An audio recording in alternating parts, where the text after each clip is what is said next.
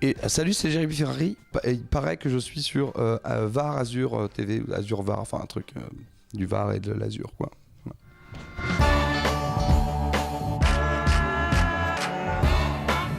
Bonsoir à tous. Toute cette semaine, je vous propose de la passer en compagnie de Jérémy Ferrari, cet humoriste qui a marqué les esprits avec son tout premier spectacle qui s'intitulait Alléluia Bordel. Alors si vous avez connu ce spectacle, vous devez très certainement vous demander s'il a été capable, dans l'humour noir, d'aller encore plus loin sur le second. Je ne sais pas si c'est rassurant, mais oui, il va encore plus loin avec Vent de pièces à Beyrouth.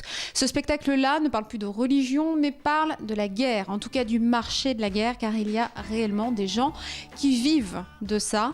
On le dit toujours, le malheur des uns fait le bonheur des autres. Jérémy Ferrari va nous prouver que malheureusement, c'est tout à fait le cas.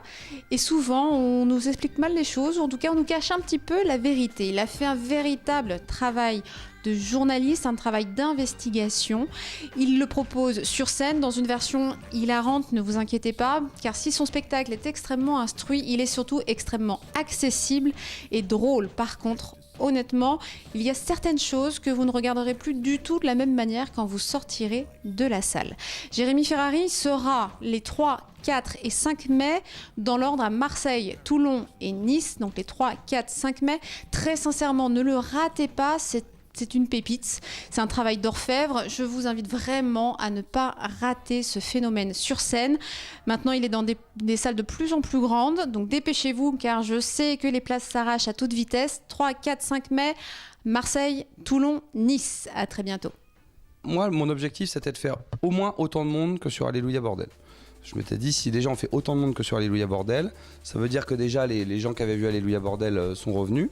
Et déjà pour moi ça aurait été une victoire. En août 2015 je suis parti un petit peu en vacances et je me souviens que j'ai attaqué l'écriture à ce moment-là et je me souviens d'un matin où je me lève et où je relis mes notes de la veille et j'avais barré plein de trucs. Et je me souviens d'avoir barré plein de choses parce que j'avais peut-être un peu peur de les dire. J'avais eu la chance de pouvoir louer une très jolie maison en Espagne pour le mois d'août et en fait je me suis vu dans cette jolie maison en train de me censurer moi-même et je me suis dit t'es en train de devenir exactement ce que tu ne voulais pas devenir. Moi j'avais rien à perdre quand j'ai écrit Alléluia Bordel parce que je n'avais rien, donc j'avais rien à perdre et je me suis dit maintenant que t'as un petit peu, que t'as réussi à gagner un peu d'argent et que t'as la chance d'avoir une vie un peu plus confortable, eh bien t'es en train de perdre tes couilles. Et en fait si t'es en train de barrer des phrases sur les notes, c'est parce que t'as peur de pas pouvoir relouer la même maison l'année prochaine. Et je m'en suis tellement voulu, je me suis dit mais qu'est-ce que t'es en train de faire ? Je m'en suis tellement voulu, j'étais tellement énervé contre moi que je me suis dit je vais faire un spectacle absolument sans filtre. Donc je vais me punir et je vais écrire tous les trucs que j'ose pas dire, tous les trucs qui me font peur, je vais les dire sur scène. Le spectacle c'est 2 heures où tu te marres, tu vois.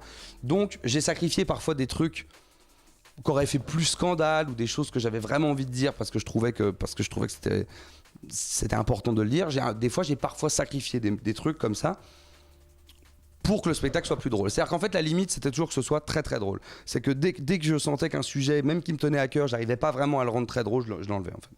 Voilà. Et je me suis dit, bon, j'aurai toujours l'occasion dans une interview, dans d'autres supports. Là, je sors un bouquin, du coup, comme j'avais fait avec Alléluia Bordel, on fait un bouquin illustré de Vent de pièces à Beyrouth. Du coup, les textes que j'arrivais pas forcément à rendre drôle à l'oral, j'arrive à les rendre drôles à l'écrit avec du dessin, etc.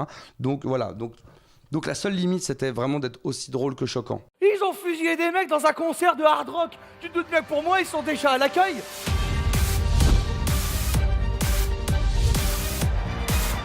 L'armée française n'a pas d'argent. On n'a rien. On a 400 chars. Il y en a 50 qui fonctionnent. Je leur dis, mais pourquoi vous gardez les 350 autres? C'est ce qu'ils m'ont répondu. Pour récupérer les pièces. Mais c'est l'armée française ou c'est un camp de gitans